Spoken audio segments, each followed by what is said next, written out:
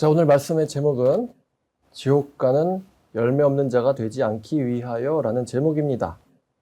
전도에 대해서 좀 허심탄회한 이야기를 해볼까 합니다. 여러분, 우리 교회는 이제 예배 끝나고 다 같이 나가서 전도를 하죠. 전도 쉬워요? 어려워요? 어렵죠? 어떤 부분이 제일 어려워요? 열매를 거둘 수가 없다. 또 어떤 부분이 어렵나요? 열매가 없다. 어저께도 이제 전도를 하러 나갔는데 이단들이 엄청 많았어요. 어제는 온갖 이단들 총출동 다 해서 신천지 이제 뭐 대놓고 자기 세상이다 라고 생각하는지 한 5-6명이 1조를 구성해서 어저께 본 것만 한 5조, 6조는 본 것 같아요. 한 30-40명 또 나온 거죠. 미친 듯이 사람을 잡던데 우리가 신천지처럼 거짓말을 해서 전도할 수 있다면 전도는 아무래도 훨씬 쉬울 것 같습니다. 거짓말을 할 수 있다면 말이죠. 근데 거짓말을 우리가 해서는 또 안 되지 않습니까? 근데 거짓말을 또 좋아해서 들어온 사람이 진리를 붙잡는다는 건 또 어려운 일이고요. 제가 사람들을 많이 만나다 보니까 제가 좋아하는 사람들이 어떤 사람들이냐면 저는 진리를 좋아하는 사람을 좋아합니다. 저는 진리를 좋아하는 사람을 좋아하고 그런 사람들한테 성경을 가르치는 걸 좋아하더라고요. 그러니까 하지 않으려고 하는 사람은 저도 별로 좋아하지 않습니다. 전도도 마찬가지예요. 전도를 좋아하는 사람을 또 같이 전도하는 걸 제가 또 좋아하고 근데 그렇게 어떻게 좋아하는 사람이랑 좋아하는 일만 하냐 이런 말도 들었는데요. 전 좋아하는 것만 하려는 욕심쟁이인가 봅니다.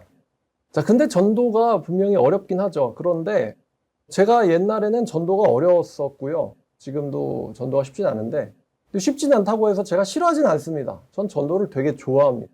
어떻게 어려운 일을 좋아할 수 있는가? 아마 이제 등산을 사람들이 좋아하는 사람들 있잖아요. 비슷하지 않을까 싶어요. 어려우니까 좋다.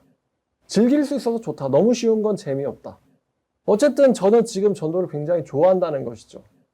전도만 하래도 한 5-6시간 할 수 있을 겁니다. 허리가 아파도 좋고 발이 아파도 좋고 물집이 잡혀도 좋습니다. 더우면 더운 대로 좋고 어제 느꼈어요. 더운 게 좋았구나. 어제 느꼈습니다. 추우면 추운 대로 이거 걱정이 된단 말입니다. 근데 추워도 좋고 안 추워도 좋고 다 좋습니다. 여러분들이 꾸준히 전도라고 하는 한 의무를 파시다 보면은 그게 좋아질 날이 올 겁니다. 결국 좋은 사람은 해내게 되어 있지 않을까요? 아무리 어려운 미션이 있어도 좋아해서 그걸 끊임없이 도전하는 사람이 있다면 언젠간 정복하지 않을까. 이런 비유를 한번 생각해 봤어요. 여러분, 사격이나 양궁 금메달리스트들이 특히 이제 남자분들은 군대들 가시니까 군대에서 실탄 없이 이렇게 조준 연습을 하잖아요. 그래서 뭐 바둑알도 위에 올려놓고 근데 그 사격 연습하는 보면 사격하는 사람들 주머니에 딱 손 넣고는 이러고 이렇게 쏘지 않습니까? 근데 이 사람들이 이렇게 쏘려고 얼마나 많은 고도의 집중력, 그 다음에 근력, 지구력을 훈련을 할까요? 이 사람들이 이거 한번 당기려고 아마 제 생각엔 이런 어깨 쪽 운동도 많이 할 것 같고요. 뭐 이런 숄더 프레스 운동도 많이 할 것 같고요. 또 달리기도 할 것이고 또 집중력을 키우려고 여러 가지 뭐 명상을 할 수도 있고 뭐 호흡을 가다듬을 수도 있고 그렇게 해서 이제 4년에 한번 이렇게 쏠 수 있는 기회가 오는 것이죠. 그러면은 그 사람이 4년 내내 달리기하고 어깨 운동하고 또 무슨 밴드로 운동하고 이것에 무슨 의미가 있었느냐 이렇게 생각할 수도 있겠지만 이 사람의 그 4년 뒤에 한 발이 금메달을 결정할 때 그 사람의 노력은 결코 헛되지 않았다라는 것을 우리가 이제 느낄 겁니다. 사격, 금메달 이렇게 딱 말이 나왔을 때 말이죠. 그럼 우리들의 이 노력이 헛된 것이냐, 어려운 곳에서 발버둥 치고 있는 우리들의 노력이 헛된 것이냐라고 했을 때 저는 결코 헛되지 않다라고 생각하고 또 믿습니다. 믿는구나, 답이 없다 이렇게 생각하실 수도 있는데요. 근데 분명히 노력하는 자, 열심히 발버둥 치는 자는 언젠가는 기쁨의 열매를 맺을 날이 저는 올 거라고 믿습니다. 다만 그런 날이 오게 하려면 우리가 어떤 부분을 어떻게 연습하고 무엇을 다져야 되는지 아까 사격하는 사람들이 명상도 할 수도 있을 거다라고 말씀드렸잖아요. 어떤 심리적인 준비도 분명 필요하거든요. 똑같이 당기더라도 이 금빛 한 발은 분명 다를 겁니다. 마찬가지로 전도의 경지가 있다고 한다면 전도의 경지에 오른 자의 이 말과 태도와 모습은 분명 다르겠죠. 우리는 아마 그런 모습을 예수님이나 사도 바울에게서 찾을 수 있을 것 같습니다. 요즘 사람들 전도하라 그러면 뭐 예수 믿으세요 이러는데 사도 바울이 그런 식으로 전도한 것 같지는 않거든요. 사도 바울이 예수 믿으실래요? 예수 믿으세요? 뭐 이렇게 전도한 것 같지는 않아요. 사도 바울이 아마 그분의 한마디 한마디가 굉장히 묵직했을 거라고 저는 생각이 드는데요. 예수님을 위해서 자기 인생과 목숨과 영혼을 던진 한 사내의 성장 이야기를 우리가 사도 바울에게서 느껴야 될 것 같아요. 자, 베드로 후서 1장을 봅시다. 베드로서 1장 8절에 좀 무서운 말씀이 하나 있습니다. 자, 이런 것이 너에게 있어 흡족한즉 너희로 우리 주 예수 그리스도를 알기에 게으르지 않고 열매 없는 자가 되지 않게 하려니와 이런 것이 없는 자는 맹인이라 멀리 보지 못하고 그의 옛 죄가 깨끗하게 된 것을 잊었느니라. 베드로는요, 어떤 사람들에 대해서 언급을 하고 있는데 게으르며 열매 없는 자에 대해서 언급하고 있습니다. 게으르고 열매 없는 자에 대해서. 뭐라고요? 게으르고 열매 없는 자에 대해서 언급을 하고 있다. 이 앞뒤 문맥은 품성에 대한 이야기이긴 합니다만 베드로는요, 자기가 죽음의 임박함을 느끼고 있어요. 그러면서 성도들에게 경고와 권면의 말씀을 둘 다 하고 있습니다. 분명히 게으르고 열매 없는 자는 베드로만 이야기하고 있는 건 아닙니다. 마태복음 25장 14절을 보시죠.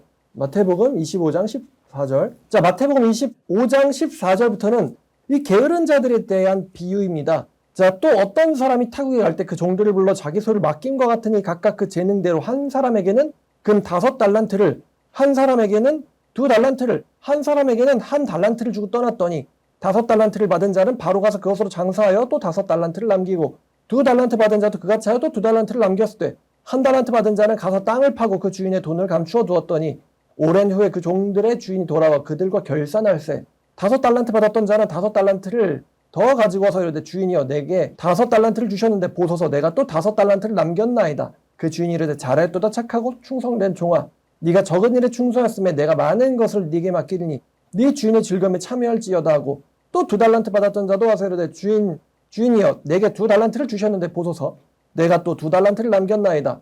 그 주인이 이르되 잘하였도다 착하고 충성된 종아 네가 적은 일에 충성했음에 내가 많은 것을 네게 맡기리니 네 주인의 즐거움에 참여할지어다 하고 1달란트 받았던 자는 와서 이르되 주인이여 당신은 굳은 사람이라 심지 않은 데서 거두고 해치지 않은 데서 모으는 줄을 내가 알았으므로 두려워하여 나가서 당신의 달란트를 땅에 감추어 두었었나이다. 보소서 당신의 것을 가지셨나이다. 그 주인이 대답하여 이르되 악하고 게으른 종아 나는 심지 않은 데서 거두고 해치지 않은 데서 모으는 줄로 내가 알았느냐.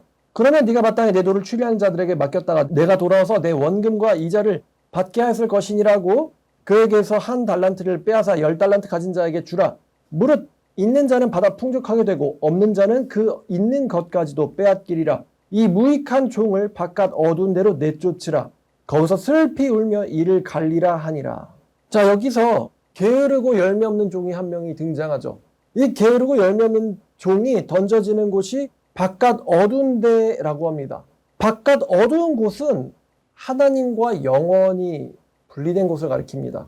슬피 울며 이를 간다는 것은 더 이상 구원의 기회가 없어 영원히 분리된 자가 고통과 절망 속에서 영원히 몸부림치는 모습을 묘사하는 것으로서 지옥에 던져진 가짜 제자의 모습을 묘사하고 있습니다. 지옥에 던져진 가짜 제자의 모습을 묘사하고 있다. 슬피 울며 이를 갈리라.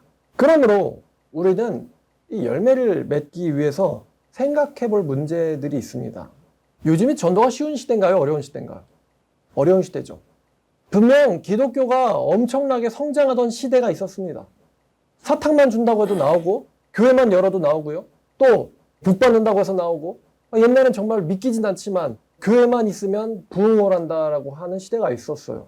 1900년대 초가 그랬을 것이고 그리고 1900년대 말이 또 그랬을 겁니다. 근데 지금은요. 지금은 올해도 해도 절대로 안 오는 그런 시대가 됐죠. 지금은 분명히 전도가 어려운 시대입니다. 전도가 불가능한 시대인가? 라는 질문도 해보았는데요. 불가능에 가까운 어려운 시대다라고 말을 할 수 있겠습니다. 불가능에 가까운 어려운 시대다. 보니까 메가폰으로 이제 중얼거리는 할아버지 할머니들 이런 사람들이 일단 기독교에 대한 호감도를 격감시킵니다. 그리고 길에서 이제 신천지나 이런 사람들이 지나가는 사람을 잡습니다. 그렇기 때문에 정말로 정상적인 정통교회 전도자가 나와서 복음을 전하거나 사람을 잡으려고 할 때 그 사람은 대부분 이단 사이비랑 같은 수준으로 이제 쩌리로 정리가 돼버리죠. 지나가는 사람들에게요. 그러니까 이런 분위기 속에서 사람들을 붙잡고 전도하는 건 거의 불가능에 가깝다. 다른 말로 하면은 요즘 사람들은 전도에 대해서, 복음에 대해서 완전히 내성이 생겼다는 겁니다. 완전히 내성이 생겼다. 복음을 들으려고도 하지도 않고 관심도 없고 노력하지도 않습니다. 좋아하지도 않아요. 그러면 그런 사람들이 복음이 필요 없냐? 아닙니다. 우리나라의 우울증과 자살률은 역대 최고를 계속 갱신하고 있죠. 안 좋은 상태입니다. 상처는 심각한데 약은 더 이상 듣지 않는 상태가 된 것이죠. 약은 더 이상 듣지 않는 상태. 여러분 아시죠? 상처는 있는데, 병은 있는데 더 이상 약이 듣지 않는 상태까지 지금 와버린 거예요. 우리 한국 사회가 말입니다. 자, 그러면 상처가 있는데 약이 듣지 않는다고 해서 우리가 치료를 포기할 것이냐? 전도가 거의 불가능에 가까운 어려운 시대라고 해서 우리가 전도를 포기할 것이냐? 라는 질문을 했을 때, 자, 사도들한테는 이런 질문을 할 수 있겠네요. 사도들은요, 전도를 할 수 없는 시대에도 그들은 전도를 했어요. 법적으로 전도를 할 수 없는 시대에도 사도들은 전도를 했습니다. 자, 요한복음 9장을 보면, 요한복음 9장 4절입니다. 자, 요한복음 9장 4절. 때가 아직 나심에 나를 보내신 이의 일을 우리가 하여야 하리라. 밤이 오리니 그때는 아무도 일할 수 없느니라.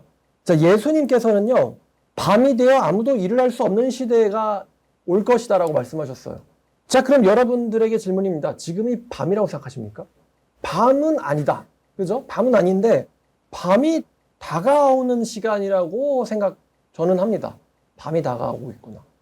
계속해서 사람들이 전도를 받지 않고 계속해서 거절하면 언젠간 밤이 오지 않을까요?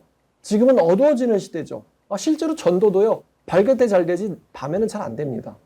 밤에는 무섭거든요.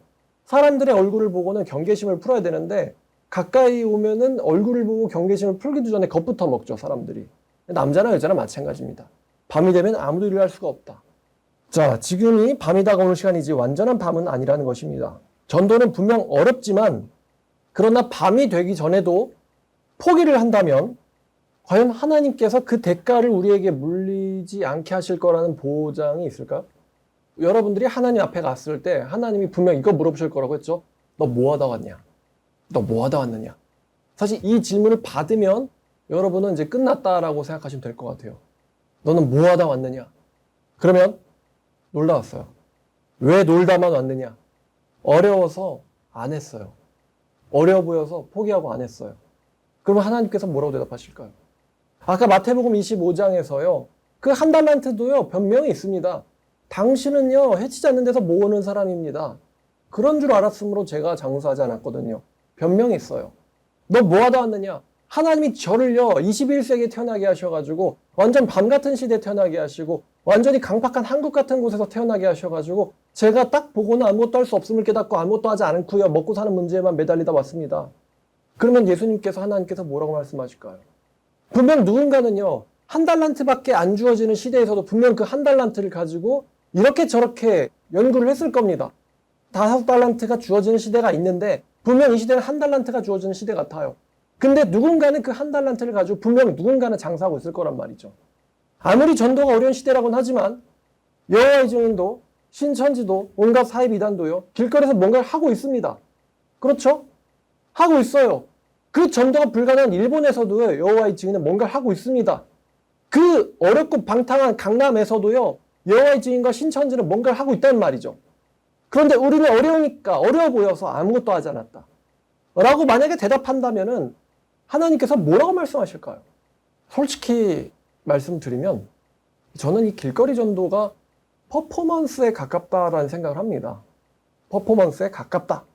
퍼포먼스, 어떤 이제 보여주는 식이죠. 보여주기에 가깝다는 생각을 하는데요. 솔직히 길거리 전도로 열매를 맺기가 쉽지가 않죠. 자, 길거리 전도에 4가지 형태가 있을 수 있다. 4가지 형태 말씀드렸는데, 하나는 성경 들고 서 있기, 다른 하나는 전도지 나눠주기, 다른 하나는 1대1로 말을 걸기, 마지막 4번째가 선포하기입니다. 근데 서 있기만 하면은 전도가 될 일은 없죠. 어저께는 앉아만 있는데 여호와의 증인이 와서 말을 걸더라고요. 그래가지고 제가 질문을 했는데 도무지 제 질문을 이해를 못합니다. 제 질문이 이거였습니다. 여호와의 증인에서는 예수님이 하나님이 아니거든요. 예수님이 하나님이 아니에요. 그러면 예수님이 왜 십자가에 못 박혀 죽으셨냐? 예수님의 죄명이 뭐냐?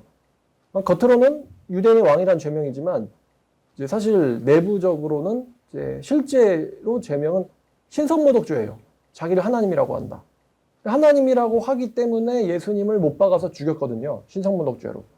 그런데 예수님이 하나님이라면은 무죄니까 억울하게 죽으신 거니까 부활하신 메시아가 맞고, 예수님이 하나님이 아닌데 본인을 하나님이라고 했다면 신성모독자가 맞으니까 예수님은 잘 죽으신 거죠. 죄가 있어서 죽으신 거죠. 신성모독죄를 저질러서. 자, 그럼 여기에 대해서 어떻게 생각하십니까? 예수님이 잘 죽은 거예요? 아니면 억울하게 죽으신 거예요? 어떻게 생각하세요? 라고 물어봤더니 제 질문 자체를 이해를 못 합니다. 제 질문 이해를 못 해요. 그러더니 저희는 분쟁이 싫어서, 그래서 제가 한마디 했습니다. 여기서 지금 전도하고 계시잖아요. 성경을 외우려며요. 근데 제가 이거 와가지고 이것도 모른다고 여외증인들은 이렇게 말하면 어떻게 대응하시겠어요? 할 말 없죠. 그럼 제 앞에서 도망가야지. 갔어요. 그래서 걔네들 다 갔어요. 아마 저만 보면 부끄러워서 피할 겁니다. 어쨌든 성경 들고 서 있기만 해도 와서 말을 거는 일은 거의 없어요. 자, 두 번째는 전도지 나눠주기인데, 전도지 나눠주기로 열매는 안 맺힙니다. 절대로 안 맺힙니다. 세 번째가 이제 1대1로 말 걸기인데, 이제 이걸로 전도의 열매가 맺힐 수가 있죠. 1대1로 말 걸기. 네 번째가 선포입니다. 선포가 제일 어렵지만 선포도 열매 별로 맺기가 쉽진 않습니다. 1대1 말 걸기, 그 다음에 선포. 이 두 개가 좀 그나마 효과가 있는데, 그나마 이걸로도 열매를 맺기는 쉽지가 않아요. 전 이거는 퍼포먼스에 가깝다라고 생각하는 것입니다. 근데 퍼포먼스가 필요 없냐? 아닙니다. 그거를 통해서 전도하는 사람의 용기와 신앙심을 좀 더 강화시킬 수가 있거든요. 자, 여러분 한번 생각해 보세요. 우리가 아무리 전도지를 많이 나눠주고 사람들한테 아무리 오랫동안 많이 선포를 한다고 해도요, 결국에 거듭나는 사람이 없으면 소용이 있어요, 없어요? 소용이 없습니다. 거듭나는 사람이 없으면 소용이 없습니다. 자, 생각해 보세요. 전도를 해도 연락처를 받지 못하면 소용이 없고, 연락처를 받아도요, 성경 공부를 이어지지 못하면 소용이 없습니다. 성경 공부를 한다 해도요, 그 사람이 성경 공부한다고 무조건 거듭나나요? 아니죠. 성경 공부한다 해도 깨닫고 변화돼서 거듭나지 않으면 소용이 없습니다. 우리는 연락처 받는 걸로 만족하는 사람이 아니고, 개인적으로 친해졌다는 것으로 만족하는 사람도 아니고, 성경 공부를 내가 했다라고 해서 만족하는 사람도 아닙니다. 우리는 거듭나야지. 저 같은 경우는 거듭나는 걸 봐야지 이제 만족을 하죠. 우리 교인분들 중에 성경을 가르쳐 본 분들은 성경을 배우던 사람이 변화되는 경우가 얼마나 확률이 낮은지를 너무 잘 아실 겁니다. 한 10명 가르치면 한두 명이 변화될까요? 그렇다는 것은 8번은 이제 낙심을 해야 된다는 소리죠. 왜 아닌 걸 알면서도 떠날까? 이게 제일 안타까운데, 이러한 낙심을 여러 번 해봐야지 말씀을 배우고 변화되는 사람을 끝끝내는 만날 수가 있죠. 그러니 확률이 얼마나 낮은지, 성경을 배우던 사람들조차도요, 성경을 배우다가 중간에 배우던 사람의 우상이 드러납니다. 우상이 드러나는데 그 우상을, 내 안에 있던 나도 모르던 우상을 발견을 해서 이 우상을 버리고 하나님께 올인하고 의하기보다는 오히려 우상을 붙잡고는 하나님의 말씀을 대적하고 하나님을 버리고 교회를 떠나는 상황을 여러분 얼마나 많이 경험해 보셨습니까? 전 꽤 많이 경험을 했습니다. 아닌 걸 분명히 알고도 교회를 버리고 떠나는 경우, 그렇게 자기를 바꾸고 싶어서 저한테 연락을 하고 찾아오는 사람들 중에서도 중간에 중도 탈락하는 사람들이 얼마나 많은데, 길거리에 있는 아예 복음에 대해서 진리에 대해서 생각조차 안 하고 기독교에 대해서는 적대적인 길에 돌아다니는 한국 국민들이 전도를 받고 거듭난다는 것이 얼마나 희소한 확률일까요? 거의 없다는 소리겠죠. 정말 여기 계신 여러분들이 정말로 희소한 사람들입니다. 여러분들 한 명을 만나기 위해서는 아마 제가 1000번, 5000번은 제가 바깥에서 수고를 해야 됐었어야 될 겁니다. 그렇게 해서 수고된 사람들 한 명 한 명이 여기 모여있는 것이죠. 여러분들은 정말 귀한 사람들이에요. 설령 여러분들이 아직 구원을 받지 못했다고 해도 말입니다. 성경을 배운다 해도 깨닫고 변화되는 사람이 적고, 연락처를 준다고 해도 성경 공부를 원하는 사람들이 적고, 전도를 받는다고 해서 연락처를 주는 사람들도 거의 없다. 정말 산 넘어 산이 계속 있는 것이죠. 그쵸? 전도를 했는데 연락처를 주고, 연락처를 줘서 개인적으로 친해지는 게 성공해서 친해져가지고 성경 공부가 성공해가지고 이 사람이 성경을 듣고 깨달아서 변화돼서 거듭나서 이 사람 인생이 바뀌는 것까지가 가야 되는데, 얼마나 이게 희소한 확률인지 생각해 보세요. 산 넘어 산입니다, 정말. 자, 그러면 우리가 이렇게 이 희소한 확률에, 정말 극악 확률이겠지만, 근데 금메달 선수들은 그냥 쏘라 그러면 무조건 정중앙을 맞히지 않을까요? 우리야 여러 번 쏘다가 한 발이 들어가겠지만 우연히 말입니다. 근데 그런 사람들은 그냥 쏘라고 해도 정중앙 쏘고 카메라 맞춰보세요. 카메라 맞추잖아요. 그렇잖아요?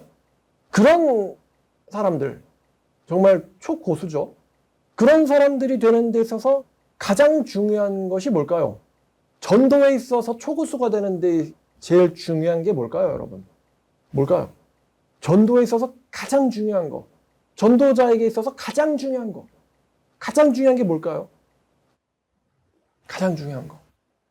제가 생각하기에 가장 중요한 건 바로 진정성입니다. 진정성. 진정성이 있으니까 연구령의 열정도 나오죠. 가짜는 진짜를 바꿀 수가 없다. 여러분, 티코나 마티즈로 덤프트럭을 끌고 갈 수 있습니까? 짐이 잔뜩 실린 덤프트럭을 끌고 갈 수 있나요? 15톤 플러스 15톤. 그 20, 30톤의 무게의 트럭을 공차주 그냥 700kg짜리 차가 끌고 갈 수 있냐고요. 못 끌겠죠, 여러분? 반대로 15톤 트럭이 티코를 끌고 갈 수 있나요? 사람 잔뜩 단 티코 끌고 갈 수 있어요, 없어요? 끌고 갈 수 있죠? 다 그냥 뭐 이리 튀든 저리 튀든 끌려갈 겁니다. 그죠? 공차 중량. 가짜는 절대 진짜를 끌고 갈 수 없습니다, 여러분. 그렇지 않습니까? 여러분들이 아무리 길에서 선포를 하고 외치고 사람들한테 말을 걸고 나눠준다 할지라도요, 전도지를. 가짜는 뭐가 없냐면 무게감이 없어요. 무게감이 없고 가식을 가지고서는 다른 사람들을 설득할 수가 없습니다, 이게. 나가서 홍보하고 또 영업하는 거랑 전도랑은요, 비슷하지만 좀 달라요. 영업은요, 걔가 속아서 결제해 주면 됩니다. 결제 취소 못하게 좀 부담을 주면 됩니다. 근데 전도는 그렇지 않아요. 이거는 영혼과 영혼의 부딪힘입니다. 특히 그 부딪힘 사이에 성령님의 역사가 있어야 됩니다. 그런데 성령님은 절대로 가짜한테 속으시지 않는 분이시라는 겁니다. 우리가 아무리 그 사람을 사이비처럼 세뇌 걸고 여기 앉힌다 해도요, 만약에 여러분들이 가짜라면 여러분들은 다른 사람들을 진짜로 바꿀 수가 없을 거예요. 왜냐하면 여러분들을 통해서 성령의 역사가 나타나지 않을 것이기 때문입니다. 절대로 가짜는 진짜를 설득할 수가 없다. 가식으로는 다른 사람을 바꿀 수가 없어요. 이 신천지 포교를 보면서 아무리 많은 사람들이 신천지 끌려간다 할지라도 말입니다. 그들이 거짓된 존재가 거짓말이라는 방법을 취해서 사람들을 끌어모으는 것이기 때문에 거기에는 거듭남이 있을 수가 없죠. 거기에는 진정성을 가지고 순수한 사람이 모일 수가 없는 구조입니다. 일단 그런 사람들만 이만희가 모으고 있어요. 여러분들이 나가서 선포할 때나 1대1로 대화할 때나 가짜는 진짜를 설득할 수 없다. 이것을 명심하셔야 됩니다. 따라서 전도에 임하는 사람들에게 가장 중요한 질문이 있습니다. 과연 나는 예수님을 믿고 변했느냐? 라는 것이죠. 과연 나는 예수님을 믿고 변했느냐?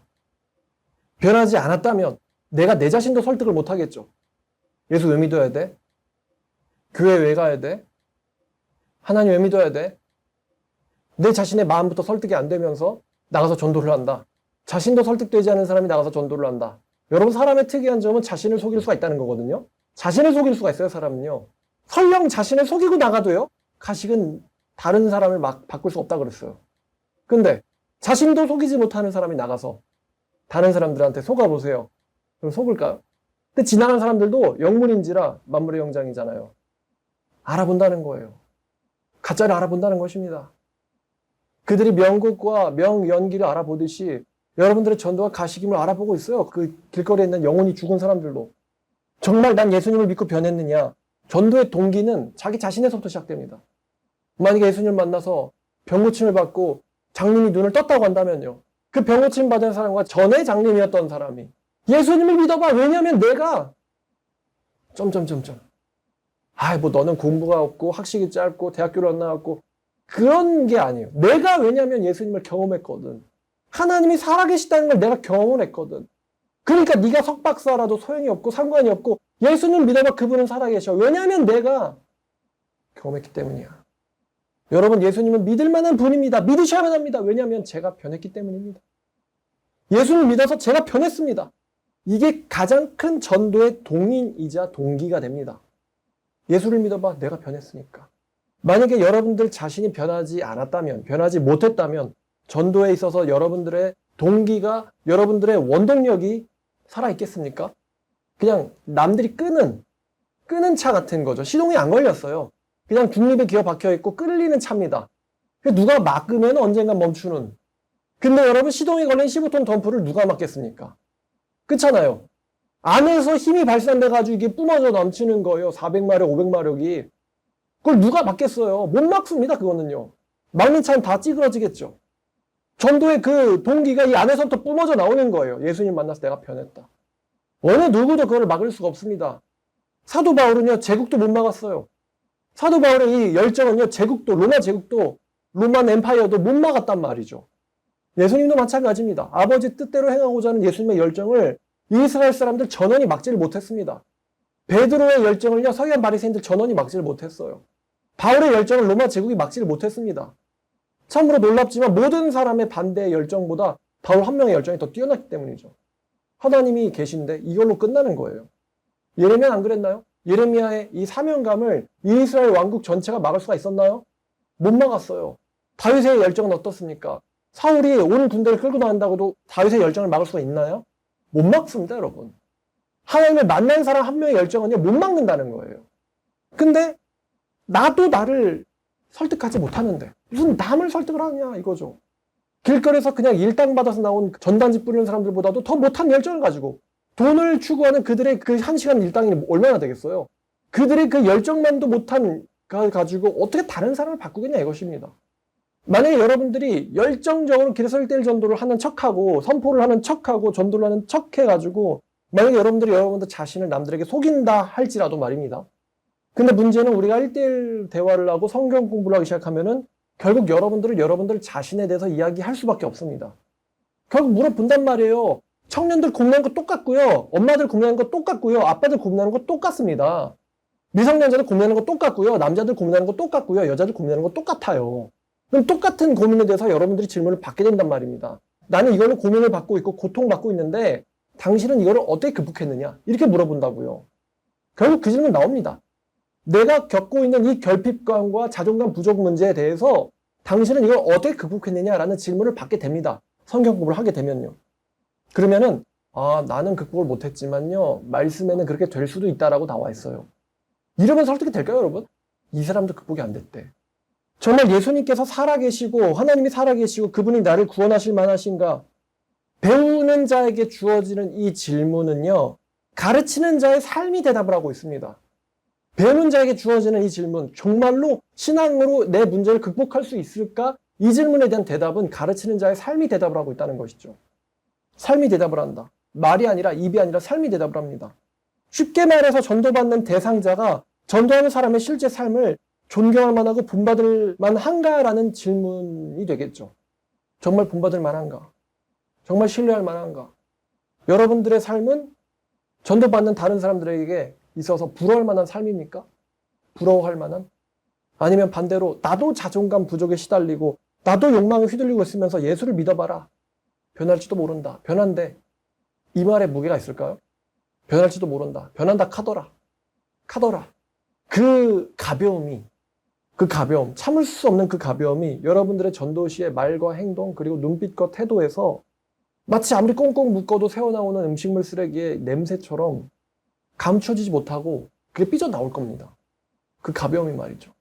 그리고 변화되지 못한 사람의 전도는 사람들의 비웃음밖에 되지 못하겠죠. 쟤네들 뭔가 있어 보이는데 내가 다가가 봤더니 쟤네들 허당이야, 허당. 로마서 한번 볼까요? 로마서 2장. 이거 진짜 무서운 말씀입니다. 로마서 2장 17절부터입니다. 로마서 2장 17절부터 24절까지. 유대인이라 불리는 네가, 여기서 유대인 대신에 크리스찬이라고 불리는이라고 표현해도 좋겠죠. 네가 율법을 의지하여 하나님을 자랑하며 율법의 교훈을 받아 하나님의 뜻을 알고 지극히 선한 것을 분간하며 매인의 길을 인도하는 자의 어둠에 있는 자의 빛이요 율법에 있는 지식과 진리의 모본을 가진 자로서 어리석은 자의 교사여 어린아이의 선생이라고 스스로를 믿으니 그러면 다른 사람을 가르치면 네가 네 자신은 가르치지 아니하느냐. 도둑질하지 말라고 선포하는 네가 도둑질하며 간음하지 말라 말하는 네가 간음하며 우상을 가지 여기는 네가 신전 물건을 도둑질하며 율법을 절하는 자가 율법을 범함으로써 하나님을 욕되게 하느냐. 기록된 바와 같이 하나님의 이름이 너희 때문에 이방인 중에서 모독을 받는도다. 기독교가 힘이 약화된 건 이거죠. 하나님을 자랑한다는 네가 하나님의 말씀을 범함으로 이방인 가운데서 모독을 받고 있다. 교회 다닌다는 사람들, 예수 믿는다는 사람들 별거 없어. 별거 없어. 우리랑 똑같아. 그런데 이 말은 저렇게 가증스러워. 자, 베드로서 1장 4절. 우리가 아까 게으르지 않고 열매 없는 자가 되지 않게 하기 위해서라는 말씀이 있었던 장입니다만 4절을 보시면 이로써 보배롭고 지극히 큰 약속을 우리에게 주사 이 약속으로 말미암아 너희가 정욕 때문에 세상에서 썩어질 것을 피하여 신성한 성품에 참여하는 자가 되게 하려 하셨느니라. 하나님께서는 여러분들을 신성한 성품에 참여하는 자가 되기를 원하십니다. 신성한 성품, Divine Natural이라고 영어는 번역을 했는데요. 신성한 성품에 여러분들이 참여하는 자가 되기를 원하신다.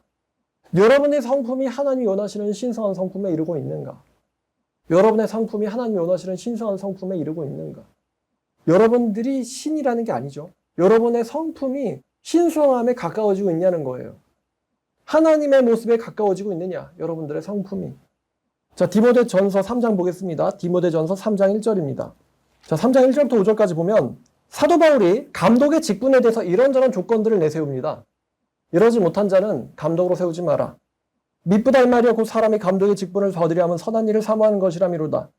그러므로 감독은 책망할 것이 없으며 한 아내의 남편이 되어 절제하기를 신중하며 단정하며 나그네를 대접하여 가르치기를 잘하며 술을 즐기지 아니하며 구타하지 아니하며 오직 관용하며 다투지 아니하며 돈을 사랑하지 아니하며 자 4절 자기 집을 잘 다스려 자녀들로 모든 공손함으로 복종하게 하는 자라야 할지며 사람이 자기 집을 다스릴 줄 알지 못하면 어찌 하나님의 교회를 돌보리요. 여기까지입니다. 자, 사도 바울이 감독의 직분에 대해서 이런저런 조건을 다루고 있는데 그 중에 특이한 조건이 바로 4절입니다. 4절. 자기 집을 잘 다스려 자녀들로 모든 공손함으로 복종을 하게 하는 자여야 한다. 이 감독의 직분에서 자녀들에게 공손한 복종을 받는 자. 이 조건이요. 목회서신마다 드러납니다. 여러분 디도서 보시면요. 디도서 1장 6절. 책망할 것이 없고 한 아내의 남편이며 방탕하다는 비난을 받거나 불순종하는 일이 없는 믿는 자녀를 둔 자여야 할지라. 여기 앞에 보면 이 감독 대신에 이제 5절에 보니까 장로들을 세우라는 말이 나오거든요. 그럼 장로의 자격 요건 중에 첫 번째로 등장하는 게 바로 이제 6절부터 나오는 것이 책망할 것이 없고 한 아내의 남편이면서 방탕하다는 비난을 받거나 불순종하는 일이 없는 믿음의 자녀를 둔 자여야 한다. 아니 왜 장로를 세우는데 자녀를 지금 들먹거릴까요, 바울이? 자, 여기 보니까 이 바울이요, 장로나 감독을 세울 때 어떤 사람이 감독이나 장로가 될 수 있느냐? 자녀한테 뭘 받는 자여야 한대요? 자녀한테 복종받는 자여야 한다라는 조건을 내세우고 있습니다. 자녀한테 복종받는 자여야 한다. 여기 보니까 불순종하는 일이 없고라고 나와 있잖아요. 아까는 공손함으로 복종받아야 된다고 나와 있고요. 여기는 불순종하는 일이 없고, 그 반대는 순종하는 자를 두어야 된다라고 얘기하고 있죠. 사도 바울이 디도서에서 그 이유에 대해서 이런저런 말을 또 하는데 9절까지 쭉 보면요. 감독은 하나님의 청지기로서 책망할 것이 없고 제 고집대로 하지 아니하며 급히 분내지 아니하며 술을 즐기지 아니하며 구타하지 아니하며 더러운 이득을 취하지 아니하며 오직 나그네를 대접하여 선행을 주하며 신주하며 이로며 거룩하며 절제하며 미쁜 말씀의 가르침을 그대로 지켜야 하리니 그 이유는 능히 바른 교훈을 권면하고 거슬러 말하는 자들을 책망하게 하려 함이라. 이유가 나오는데 그 이유가 뭐냐면은 이 사람들을 설득하게 하기 위해서 바른 교훈을 권면하고 거슬러 말하는 자들을 설득하고 책망하게 하기 위해서 이런 조건들을 가진 자여야 한다라고 이야기하고 있습니다. 지금 우리가 이야기하고 있는 이 6절부터 9절까지에 있는 이 감독들의 성품은요. 베드로의 말을 빌리면 신성한 성품을 가진 자여야 한다는 거죠. 신성한 성품을 가진 자여야 하고 자녀들로부터 복종받는 자여야 한다. 신성한 성품을 가진 자여야 하고 자녀들로부터는 복종받는 자여야 한다. 6절을 보면 방탕하다는 비난을 받거나 불순종하는 일이 없는 믿는 자녀. 이게 한 문장이에요. 좀 어렵죠? 어려운 말인데 방탕하다는 비난을 남들에게 받고 있거나 누구냐면은 자신이 아닙니다. 자녀가. 방탕하다는 비난을 받고 있는 자녀를 둔 사람은 안 된다. 또 불순종하는 자녀를 둔 사람은 안 된다. 근데 그래서 무엇에 불순종은 빠졌어요? 아마도 부모님의 명령에 불순종을 하고 있는 자녀. 이럴 가능성이 높죠. 왜냐면 아까 공손함으로 복종받는 사람이어야 된다라고 했으니까 부모님의 말씀에 불순종하는 자녀를 둔 자여서는 안 된다. 또 내지는 하나님의 말씀에 불순종하는 자녀를 둔 자여서는 안 된다. 그러니까 사람들로부터 방탕하다는 비난을 받는 자녀를 두었거나 아니면 하나님이나 부모님의 말씀에 불순종하는 자녀를 둔 자는 안 된다는 거예요. 장로나 감독을 세워서는 안 된다. 아무리 그 당사자가 훌륭하더라도 자녀가 방탕하거나 불순종하는 자녀를 둔 자여서는 안 된다라고 성경은 말하고 있습니다. 근데 이렇게 생각해보면 목사 되지 말아야 될 사람들 꽤 많은 것 같거든요. 목사의 자녀가 방탕하거나 목사의 자녀가 불순종하는 자여서는 안 된다는 거예요. 교회만 다니는 껍데기 같은 자녀를 둬서는 안 된다. 그 이유가 거스르는 자들을 권면하고 책망하기 위해서 자, 아까 다시 디모데전서로 가면 디모데전서 3장 5절에 좀 찔리는 말씀이죠. 3장 5절 보니까 뭐라고 나와 있어요? 자기 집을 다스릴 줄 알지 못하면 어찌 하나님의 교회를 돌보리요. 그래서 자기 집이라고 표현했지만 앞에 있는 4절을 보니까 자녀가 있잖아요. 자기 자녀도 다스리지 못하는데 어떻게 하나님의 교회를 다스릴 수 있겠느냐. 여기서 이제 다스리다는 말을 좀 더 쉽게 바꾸면은 자기 자녀도 제대로 양육하거나 가르치지를 못하는데 어떻게 그런 자가 하나님의 교회를 가르치고 양육할 수 있겠느냐는 거죠. 그러니까 바울의 말은요. 교회 안에서 다른 사람들을 가르치고 양육하고 인도하는 것보다요. 자기 자녀를 가르치고 양육하는 게 훨씬 더 쉽다라고 말하고 있어요. 자녀도 못 교육시키는데 무슨 교회에서 본이 되겠어. 이 말을 하고 있는 거예요, 바울은. 무슨 교인을 가르치겠어. 교인도 못 가르치는 그 자를 어떻게 감독과 장로로 쓰겠어. 라는 거예요. 그렇게 쓰려면은 자녀들로부터 먼저 복종과 공손함으로 순종받는 자여야만 한다. 자, 그러면 이제 돌아와서 하나님과 부모에게 순종하는 자녀를 두는 거. 다시요. 하나님과 부모님에게 순종하는 자녀를 두는 것. 여러분들 어떻게 생각하세요? 하나님과 부모님에게 순종하는 자녀를 두는 거. 어떻게 생각하세요, 여러분들? 쉬울까, 어려울까? 내 기대랑 정반 대답이 나왔네. 저는 이게 처녀 총각들에게는 쉽지 않을까요? 라는 대답이 나올 줄 알았어요. 어렵다고 하네? 부모님들에게 물어보면 당연히 어렵다고 나오죠. 당연히 어렵다. 이게요, 굉장히 어렵습니다.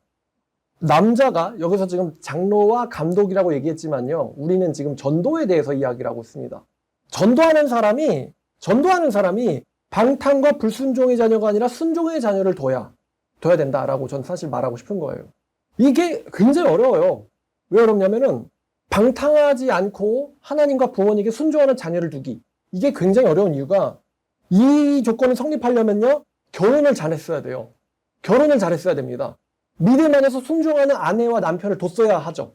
그래서 믿는 아내, 순종하는 아내, 순종하는 남편, 믿는 남편을 뒀어야 하고 그 믿음의 부부, 하나님에게 순종하는 방탕하지 않은 믿음의 부부가 믿음 안에서 말씀 안에서 양육을 해야 되거든요. 자녀들을. 신명기에서 말하듯 너는 그것을 가르치되 앉아서나 누워서나 뭐 볼일 볼 때나 걸 때나 그걸 끊임없이 가르치고 미간에 붙이고 가르치고 팔꿈치에 붙이고 가르치고 문에 문설주에 붙이고 가르쳐라. 그래야지 걔가 벗어나지 않을 거다라고 그랬어요. 근데 그러려면 남편이 아내가 그러려면요. 부부가 협공해야 되거든요. 협심해가지고. 자녀를 공격해야 된다는 것이. 말씀으로 둘이서. 그래야만 믿음의 자녀가 나와요. 그래야만. 만약에 그 부부 중에 하나라도 믿음의 사람이 아닐 경우에는요. 자녀가요 방탕하게 살거나 하나님의 말씀에 불순종하는 자녀가 나오게 됩니다. 자녀가 순종하는 쪽보단 불순종하는 쪽을 본받거든요. 제가 그랬죠. 통혼해버리면 엄마 통혼했는데 무슨 나라고 이렇게 된다고요. 자녀들이. 그 자녀가 방탕하거나 하나님의 말씀에 불순종하는 자녀가 아니라 순종하는 자녀가 되어서 그 부모와 같이 같은 교회에 출석하게 되는 거. 공손함으로 순종받는다는 건 그 자녀들도 교회 나온다는 이야기 아니겠어요? 그쵸? 방탕하지도 않고 공손함으로 복종받는 자는 엄마 아빠랑 같이 교회를 나오는 사람이겠죠. 그러니까 자기 집을 잘 다스리는 사람이라는 평가를 얻는 거고요. 부부가 같이, 자녀와 같이 한 교회에 같이 출석하는 순종의 자녀를 거느린 자가 바로 장로와 감독에 적합하다라고 바울은 말하고 있는 거예요. 근데 오늘 전도가 주제이기 때문에 그런 자가 전도자에게 적합하다는 거예요. 전도자에게 적합하다. 아빠가 불순종하는데 자녀가 순종? 말이 안 되죠. 엄마가 불순종하는데 자녀가 순종? 말이 안 됩니다. 자녀들이 여러분들의 신앙 상태를 제일 잘 알고 실체를 잘 알죠. 여러분들의 실체를 잘 반영하는 자들이 바로 자녀들입니다. 자녀들이 여러분들의 신앙의 성적표예요. 자녀들이. 왜냐하면 자녀들은 아빠를 보고 하나님을 보고 엄마를 보고 하나님을 봅니다. 아빠 엄마의 하나님 보는 거예요. 그래서 아브라함과 이삭과 야곱의 하나님이라고 하는 거죠. 부모를 보고 하나님을 보게 돼 있어요. 만약에 엄마의 아빠의 하나님께 자녀들이 복종하게 하지 못한다면요. 나가서 전도나 양육이 제대로 될 리가 없죠. 여러분들의 결정을 자녀들이 믿고 따르지 못한다면요. 문제가 있는 겁니다. 아, 이 사람 뭔가 있구나. 전도를 외치는 이 사람이 정작 자녀들한테는 무시를 받고 있다. 라고 한다면 이 사람은 신앙심이 친밀해질수록 뭔가가 엉터리다라는 게 드러날 것이기 때문이거든요. 왜 우리한테는 이렇게 말하면서 자기 자녀들은 이 사람을 따르지 않을까? 뭔가 있는 거예요. 이 사람이 신앙에 뭔가가 있는 겁니다. 자녀들은 따르지 않는데 남들한테는 따라야 된다라고 말하는 사람? 뭔가가 있는 거예요. 자녀들은 아마 이 사람의 신앙 상태를 보고는 비웃고 있는 상황일 수가 있습니다. 하나님? 엄마 아빠의 하나님? 엄마 아빠라 믿으세요. 이런 상태일 수 있다는 것이죠. 근데 현실적으로 말씀드려서 모든 자녀들에게 잘 받아들여지는 부모는 거의 없습니다. 말씀드린 것처럼 통혼 문제가 심각하게 한국 교회에 자리를 잡았기 때문일 건데요. 부모도 타협했는데 자식들도 타협하지 말라. 나는 타협했지만 넌 하지 마. 이렇게 말할 수가 없잖아요. 하지만 그럼 그렇다고 해서 전도를 할 자격이 없다. 그렇게 말하면 너무 슬픈 일이고요. 하지만 우리가 우리 신앙의 진정성에 대해서 점검을 해봐야 돼요. 과연 내 자녀들은 왜 나한테 복종하지 못하고 있을까? 왜 자녀들은 나의 하나님의 말씀에, 나의 하나님에게 복종하지 못하고 있을까? 이 부분에 대해서 여러분 점검을 해봐야 됩니다. 안 그러면요, 나가서도 사람들이 여러분들 말 따르지 않습니다. 열매 안 맺힌다는 거예요, 열매가. 여러분 솔직히 생각해보세요. 유명한 사람이니까, 유명인이니까 한번 소환을 해보겠습니다. SK의 최태원 회장님. 예수쟁이죠. 감옥 갔다 나와서도 주일날인데 왜 이러시냐 이런 사람이죠. 근데 과연 그분의 전도를 누가 따를까요? 그분이 돈은 많겠죠? 최근에 위자료 1조 4천억을 내게 생기셨지만 그래서 빈털터리가 될지도 모르지만 그래도 돈은 우리보다 많을 겁니다.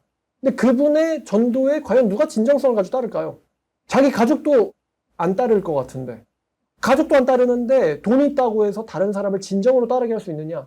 이명박 그분이 교회 나오면은 다른 정치인도 나오겠죠?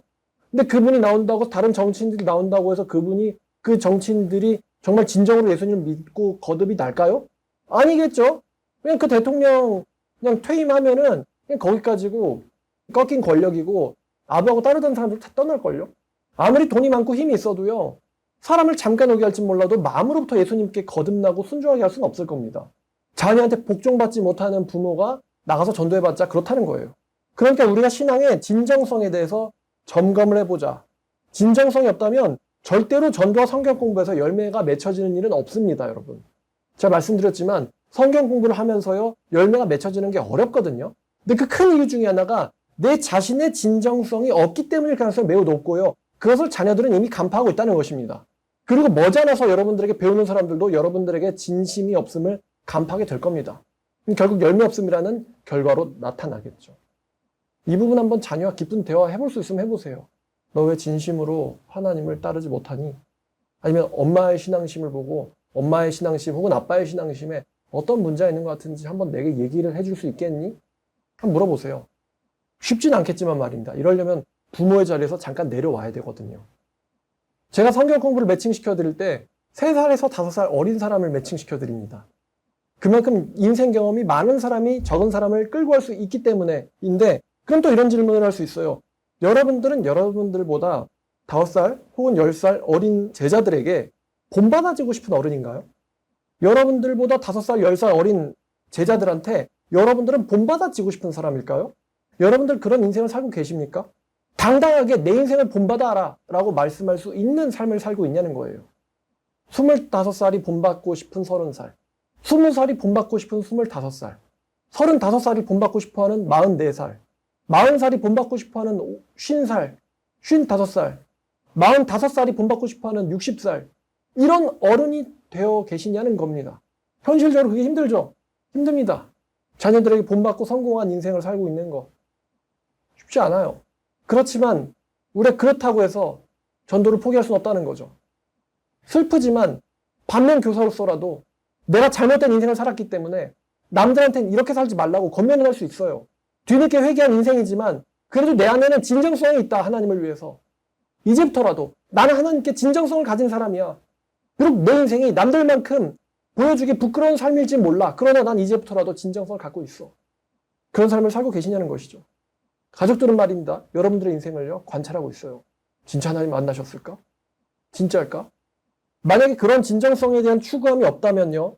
베드로가 말하는 것처럼 거룩한 신성한 성품에 참여하는 모습을 여러분들이 갖고 있지 않다면 그걸 원하지 않다면요. 한번 말씀 보죠. 자, 히브리서 13장 7절입니다. 사도가 뭐라고 말합니까? 하나님의 말씀을 너에게 일러주고 너희를 인도하던 자들을 생각하며 그들의 행실의 결말을 주의해보고 그들의 믿음을 본받으라. 정확하게 말하고 있지 않습니까? 제가 말하는 것을. 너희를 가르치는 사람들의 삶을 보고 그들의 결말을 주의해보고 그들의 믿음을 본받아라. 근데 여기 본받아라라고 이게 사도가 권면하고 있는 여러분들에게 그 말씀을 가르치고 제자들에게 가르치는 그 본받아야 될 대상이 여러분이냐는 거예요. 그래야 우리가 전도자가 될 수 있겠죠. 아, 그들의 행실의 결말? 아, 그들 결과 아니던데? 결국 이래저래 해서 교회 떠나시던데? 우리 교회 떠난 어른들 꽤 많습니다. 아, 그들이 결국 원하던 건 자식 성공이던걸? 그들이 결국 원하던 건 사업과 돈이던걸? 그들은 결국 그거를 보고 아첨하고 교회를 떠나던걸? 제가 그런 사람들한테 성경 교육을 맡긴 적이 있어요. 근데 성경 공부를 맡은 사람이나 성경 공부를 배우던 사람이나 둘 다 같이 떠납니다. 제자와 선생을 둘 다 잘못된 사람을 매칭시켜버린 거죠, 제가. 근데 히브리 사도는 그렇게 말하지 않았어요. 그들의 결말을 주의해 보고 그들의 믿음을 본받아라. 그들의 믿음을 본받아라.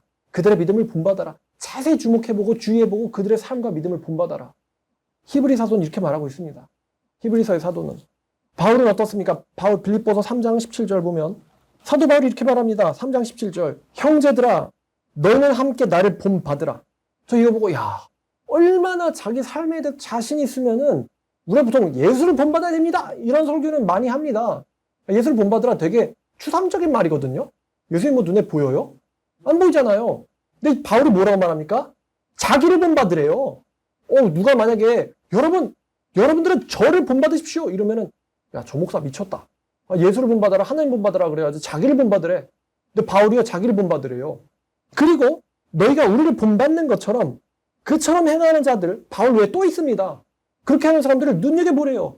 나만 본받지 말고 그렇게 행하는 사람들을 눈여겨봐라. 히브리 사도도 한 얘기죠. 히브리서의 사도도 주의해보고 그들의 결말을 보고 본받으라. 얼마나 자신의 그 삶이 당당하면 나를 본받으란 말을 할 수가 있을까요? 바울이. 여러분들 만약에 사업체를 운영하면은 사업체 여기 문설주 여기다가요 나를 본받으라 이렇게 붙여놓을 수 있어요? 그리고 딱 붙여놓고는 당당하게 영업할 수 있습니까? 그럼 아마 고객들이 다 비웃을걸요? 미쳤다 저 사람. 근데 바로 이런 말을 한단 말이에요. 나를 본받으라고. 얼마나 자신의 내면에 숨겨진 삶에 자신이 있으면은 자신의 속마음과 진정성과 믿음에 자신이 있으면은 나를 본받으라 이런 말을 했겠어요. 알면 알수록 이 사람은 진국이다. 아무리 캐도 아무리 가까이 있어도 아무리 친밀함을 느껴도 이 사람의 진정성이 끝이 없이 이게 스며나온다. 하나님에 대한 열정이. 근데 그와 반대의 사람들 있죠. 겉은 그리스도의 일꾼처럼 보이는데요. 바로 그 다음 절이죠. 내가 많이 여러분들에게 말했지만 지금도 울면서 말하는데 많은 사람들이 그리스도의 십자가의 원수로 살고 있다고. 껍데기는 크리스찬인데 알맹이는 십자가의 원수예요. 껍데기는 크리스찬인데 알맹이는 십자가의 원수다. 그들의 삶은 멸망이고 그들의 신은 자기들의 배요. 그들의 영광은 부끄러움에 들어있고 그들은 땅 위를 생각하는지라. 그러나 우리 시민권은 하늘에 있는지라 거기서로부터 구원하는 자 곧 예수를 우리가 기다리노니. 대조되는 겁니다. 껍데기 가짜와 나를 본받으라고 말하는 사도 바울이. 여러분들이 이러한 거룩함과 진정성을 추구하지 않는다면 말입니다. 제가 아까 우리의 전도가 퍼포먼스에 가깝다고 했는데요. 가깝다고 말한 것은 퍼포먼스이면서도 열매를 맺을 수가 있기 때문에 가깝다고 표현한 거예요. 근데 그런 추구함이 없다면 말입니다. 그냥 그건 퍼포먼스입니다. 다른 말로 하면요. 쇼라는 거예요. 쇼. 여러분 그냥 끝이 없이 쇼만 하게 되는 거예요. 전도할 때. 오늘도 쇼, 내일도 쇼, 다음 주에도 쇼. 제가 길 가는 사람들 보고 비난하듯이 말입니다. 전도하는 사람들. 계속 쇼하고 있다 저 사람들. 내가 한마디만 물어봐도 다 도망갈걸? 지식도 없고 깊이도 없고 성품도 없어요. 쇼하고 있는 거죠. 그냥 세뇌 걸린 진짜 개독은 답이 없어 이런 말처럼요. 그냥 나와서 저걸 하는 망령이에요. 망자란 말이에요. 죽은 사람 같은 거예요. 좀비란 말이에요. 좀비랑 무슨 대화를 합니까? 왜 666이 베리칩이죠? 대답해 보세요. 말 못하고 도망가는 사람들이에요. 화내는 사람들. 대화할 수 있는 이성조차도 없는 사람들. 그런 사람들이 길거리에 즐비합니다. 어제도 메가폰 들은 어떤 할아버지가 신캐릭터가 등장을 했어요. 강남역에. 신캐러가 등장을 했는데 이 캐러가 뭔 일을 하냐면 지나가는 사람 붙잡더니만 갑자기 자기를 사진 찍어달래요. 띠매고 나와가지고. 띠매고 전도를 하면 전도를 하는 거지. 뭘 지나가는 사람 붙잡고 자기를 사진을 찍어달래요. 관광지야? 거기가? 그러니까 자기가 쇼하는 거죠. 쇼하고 이거를 인스타에 올리려고 황당한데 어떤 할아버지거든요. 인스타에 올리려는지 자기를 사진 이쁘게 찍어달라고 딱 이러고 막 포즈를 잡더라고요. 띠매고 메가폰 메고는. 되게 이상한 신캐릭이다 저거. 뭐 하는 사람인지. 전 메가폰 싫어하거든요. 진정성 가진 자한테 무슨 메가폰이 왜 필요합니까? 그냥 배심이랑 성대가 있으면 되는 거죠. 그 쇼만 평생 할 거 아니라면 여러분들이 열매 없는 쇼를 평생 하지 않기를 원하신다면은 여러분들의 전도가 평생 열매 없는 쇼가 되지 않기를 원하신다면 이 질문 해봐야 됩니다. 나의 인생의 방향은 정말 예수님을 통해서 남들이 부러는 방향으로 변했는가? 결국 나도 남들이 추구하는 똑같은 걸 추구하는 속빈 강정 같은 인물은 아닌가? 이거 점검해 보셔야 됩니다. 점검해 보셔야 돼요. 여러분들의 자녀는 진심으로 여러분들을 존경하는가? 만약 그렇지 못하다면 자녀 한번 붙잡고 마주 앉아서 물어보세요. 나의 신앙생활에 신앙에 무슨 문제가 있는 것 같아 보이니? 라면서요. 자녀들이 안 따르는 데는 분명히 이유가 있어요. 그거를 바꾸지 않고는 길거리에서 남들을 따르게 하는데 문제가 있습니다. 자, 결론입니다. 여러분들이 먼저 자녀들한테 존경받는 사람이 되도록 하세요. 그리고 아직 자녀 없는 분들은 여러분들의 속에 있는 그 진정성이 사도 바울처럼 진심인가 한번 자기 자신한테 물어보세요. 전 여러분들이 믿음의 사람을 만나고 믿음의 가정을 일구고 믿음 안에서 자녀를 양육하고 자녀들로부터 공손함으로 복종을 받는 자가 돼서 하나님의 교회에 정말 귀한 장로이자 감독이자 전도자가 되는 그런 사람들 되기를 원합니다. 그래서 예수님께서 오셨을 때 잘했다. 잘했다. 네가 정말 잘했구나. 자식 농사도 잘 지었고 신앙 농사도 잘 지었고 5달란트가 10달란트가 돼서 주렁주렁 열렸구나. 어서 와라. 착하고 충성된 종아. 네가 정말 적은 일에 충성하였으니 나의 많은 것들에 참여할지어다.